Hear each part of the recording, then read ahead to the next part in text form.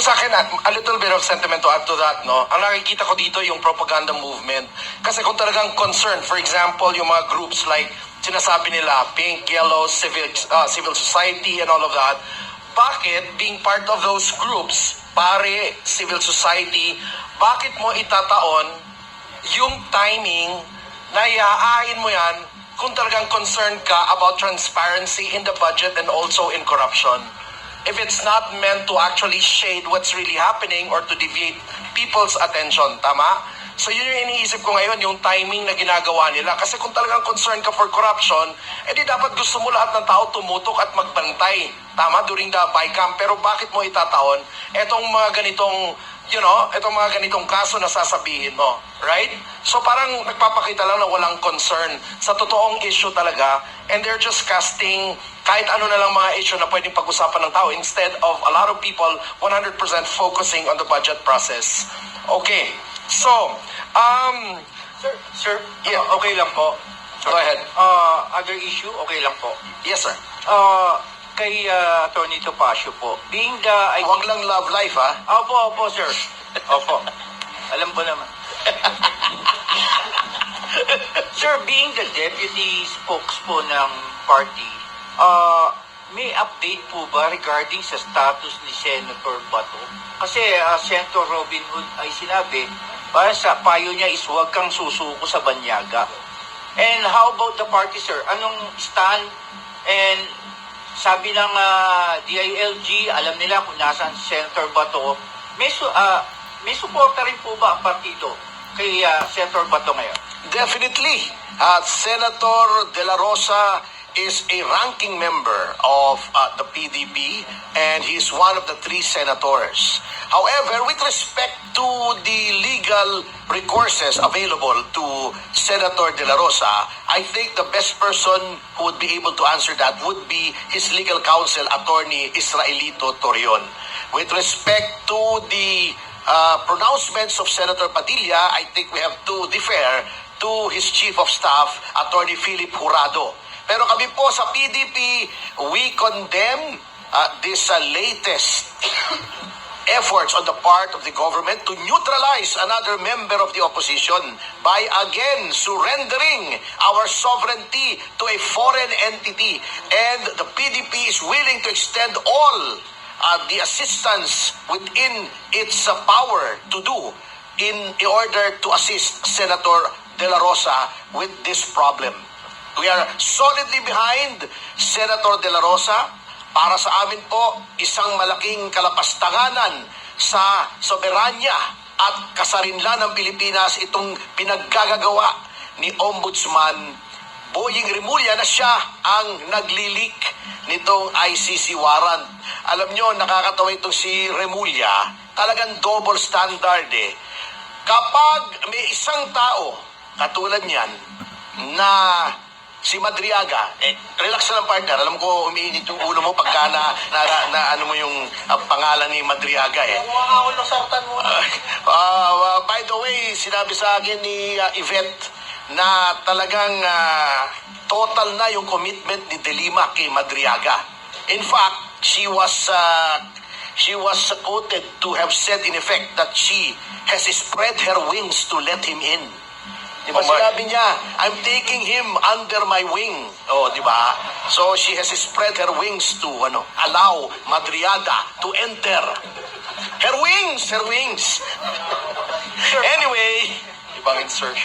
Alam nyo, Madriaga isang tao. Ini-entertain ng ombudsman.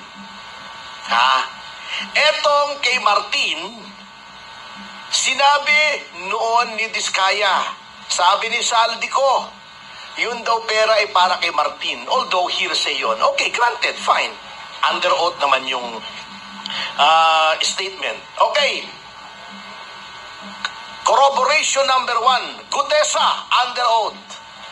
Nagde-deliver po kami ng male-maleta na pera kay Martin Romualdez. Okay. Corroboration number 1. Corroboration number 2 from Saldico himself. Nagbibigay ako kay Martin at kay Pangulong Marcos male-maleta. Corroborated yung kay Gutesa at yung kay Diskaya. Sinong may kaso ngayon? Isa lang, si Saldico. Oh, anong klase yan? Di ba? Anong klaseng ombudsman yan? Alam naman natin kasi that ombudsman owes his being ombudsman to the president na lahat ng batas ay pinilipit para lang siya ay maluklok dyan. So, what do we expect from the ombudsman? So, yan ang nagiging problema po natin dyan eh.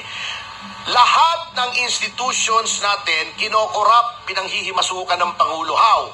Yung last bastion, yung huling sumbungan ng bayan ombudsman, nilagay pa niya, let's not mince any words, nilagay pa niya tuta niya. Kalokohan. Kung may naniniwala sa inyo nang sinabi ni Boying na ngayon appointed na siya, he will do what is right, meron pong tulay malapit sa Malacanang, bebenta ko sa inyo. Mura lang po kung naniniwala kayo roon. Number 2, yung legislature, kino-op na niya. O una, ginawa niyang speaker yung pinsan niya. Ginawa niyang majority, deputy ba, speaker, yung anak niya. Plus, inuutusan niya na mag-insert. One prerogative ng legislature yun. Pati judiciary, pinanghihimasukan na niya. Can you imagine the ombudsman and the president being one in saying, bago magpasko, may makukulong na. Mr. President, Mr. Ombudsman, hindi po kayo nag-i-issue ng warrant eh. Hukuman ko eh. Are you telling us, kontrolado niyo rin yung hukuman na pag sinabi yung bago magpasko, may warrant? Eh, teka, nakakabahala na po yan. Ha? That is very alarming. Di lahat po ng branches of government. Ha? Inyo ng executive, Mr. Marcos, inyo pa ang legislature, inyo pa rin ang judiciary. Bata mo pa rin na sa ombudsman. Appointee mo pa rin na sa ICI. Wala na po kami tutunguhan. Sino pang mag-check and balance? Yan po ang nakaka-alarma sa ginagawa. Number 2, another point, ito sa budget, and this will be my last word on it, at medyo I'm the only one standing between you and lunch. Yung sinasabi ni Professor, alam nyo, tama, okay, number 1, yung education now. For the first time, pumasok sa standard. Ngunit tingnan nyo mabuti, tingnan nyo mabuti. Kasi niloloko po tayo. Last budget, alam nyo yung pagkasniki nitong gobyernong ito. Para palabasin lamang na kunyari, last budget, ang pinakamalaki ay edukasyon, hindi yung public works. Yung budget ng PNPA, sinama nila, kinompute nila sa education. Sa DILG yun eh. Hindi naman sa DepEd yun eh. Yung budget ng PMA, sinama nila sa education, sa DND yun eh. Hindi naman sa DepEd yun, pero para lang palabasin na mas malaki education kaysa sa DPWH, sinama nila yun nung kinompute nila, okay, ito yung education, no? Nung tinignan ko, teka muna, bakit pati PMA at saka PNPA?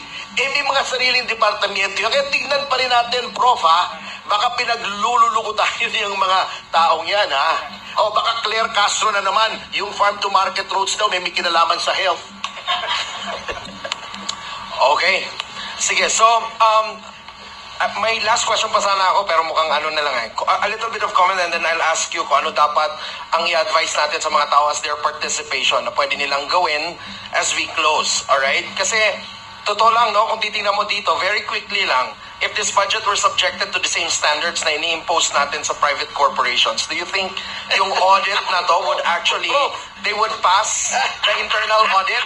The reason why I'm asking this, because I am an executive coach to Fortune 500 mga leaders, and whenever something like that happens, usually tinatanggal kaagad yung mga executives. Alright? So, can you say something?